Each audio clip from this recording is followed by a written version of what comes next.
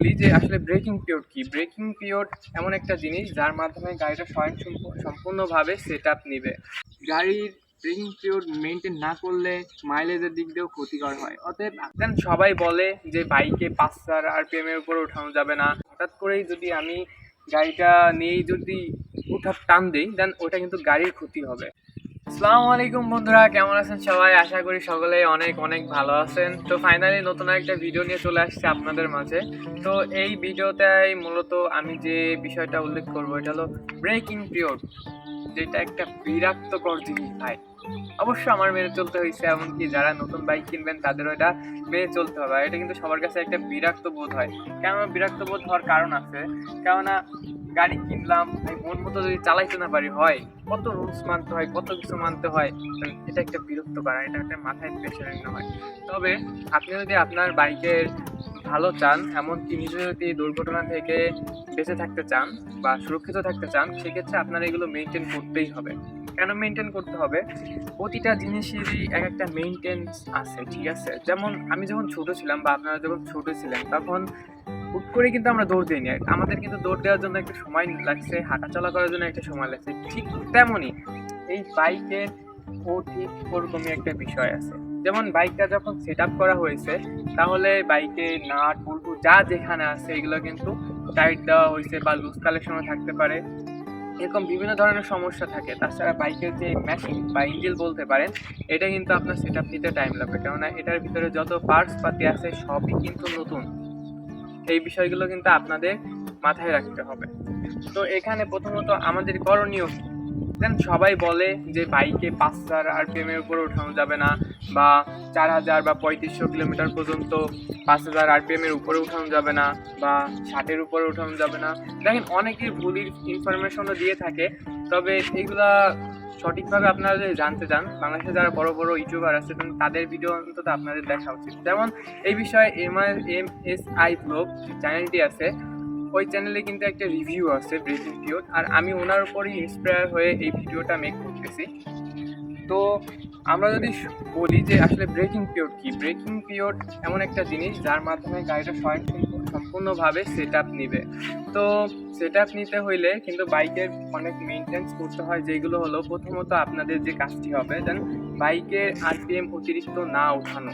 কেননা বাইকের ইঞ্জিনটা যেহেতু নতুন থাকে, তো ওর ভিতরে যে পার্টস পাতিগুলো আছে ওইগুলো কিন্তু ক্ষয়প্রাপ্ত হয় গাড়ি চালাইলে। তো হঠাৎ করেই যদি আমি গাড়িটা নিয়েই যদি উঠার টান দিই দেন ওটা কিন্তু গাড়ির ক্ষতি হবে। বিশেষ করে দেখা গেল আমি এক গিয়ারে ৪০ উঠাই ফেললাম বা ২ গিয়ারে ৮০ উঠাই ফেললাম, দেন এটা কিন্তু ক্ষতিকর দিক। আপনাদের গাড়িটা চালাইতে হবে ঠিক এমনভাবে যাতে গাড়িটা আপনার সাউন্ড বেশি না করে, স্মুথলি ভাবে গাড়িটা রান করে। ঠিক ওইভাবে গাড়িটার পিক আপ বা থ্রোটল আপনাদের দিতে হবে। যেমন ৩ গিয়ারে আপনাদের ৪০ আপ করা না না করাই বেটার। আবার দেখা যাচ্ছে ৫ গিয়ারে করে ৬০-৭০ এনাফ। এর ভিতরে গাড়িটা চালাইলে মোটামুটি ২ থেকে ৩,০০০ কিলোমিটার পর্যন্ত রান করলে গাড়িটা মোটামুটি একটা সেট আপ নিয়ে নেবে। আর এছাড়া আপনি যদি গাড়িটা নিলিবিলি চালান, স্মুথলি ভাবে রান করেন, তাহলে কিন্তু আপনিও বাইকের কোথায় কি আছে, কিভাবে কি করলে বাইকটা আপনি ভালোভাবে কন্ট্রোল করতে পারবেন, এই বিষয়ে কিন্তু আপনার প্রচুর ধারণা চলে আসবে। এখন আপনারা যদি এইসব নিয়ম মেনে চলেন, দেন বাইকটা স্মুথলি রান করেন, থ্রোটল কম দেন, তাহলে গাড়িটার ইঞ্জিনটা সম্পূর্ণভাবে সেট আপ হবে। এমনকি আপনি ওই গাড়ির উপর অভ্যস্ত হয়ে যাবেন যে গাড়ির কোথায় কি আছে বা কিভাবে চালাইলে গাড়িটা আপনি আপনার নিজের কন্ট্রোলে রাখতে পারবেন। তো এই বিষয়ে আপনারা বিশেষভাবে কেয়ারফুলি থাকবেন।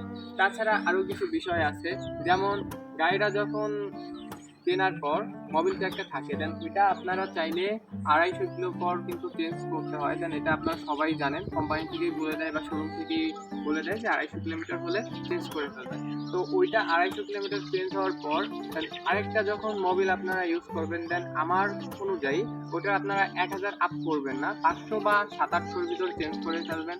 দেন প্রথম কয়েকটা যে আপনার মোবিল চেঞ্জ করবেন ওইগুলা আপনারা শুধু একটু অল্পের ভিতরে রাইখে চেঞ্জ করে ফেলবেন। তাতে হবে কি, ভিতরে যে মেশিনের পার্টস পাতি যেগুলো ক্ষয় হবে দেন ওইগুলা মোবিলের সাথে বের হয়ে যাবে।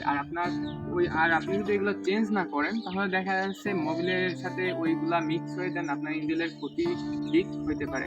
এছাড়াও গাড়ির ব্রেকিং পিরিয়ড মেনটেন না করলে মাইলেজের দিক দিয়েও ক্ষতিকর হয়। অতএব আপনারা যদি গাড়ির ব্রেকিং পিরিয়ড না মানেন তাহলে আপনারা বিভিন্নভাবে ক্ষতিগ্রস্ত হতে পারেন।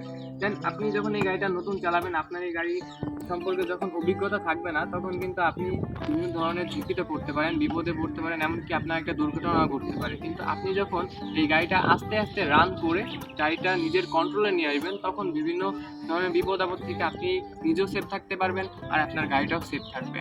তো মূলত একটাই কথা, ব্রেকিং পিরিয়ড জিনিসটা হলো কি, আপনার এই গাড়িটা নির্দিষ্ট একটা কিলোমিটার অনুযায়ী আপনার 5,000 RPM মেনটেন করে চালাবেন এবং গাড়িতে থ্রোটল কম দিবেন, গাড়িটা পিক আপ আস্তে আস্তে দিয়ে চালাবেন। দেন এতটা আসছে না, জাস্ট একটা কন্ট্রোলের উপর, লিমিটের উপর রেখে গাড়িটা আপনার রান করবেন।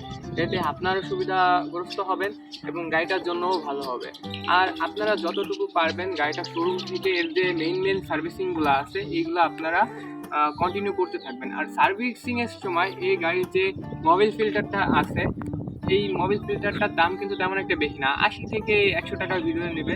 তো 80 থেকে 100 টাকার ভিতরে যেহেতু মোবিল ফিল্টারটার দাম, তো আপনারা চাইলে এটা এর সাথে চেঞ্জ করে নেবেন, এটা আপনাদের জন্য খুবই ভালো হবে।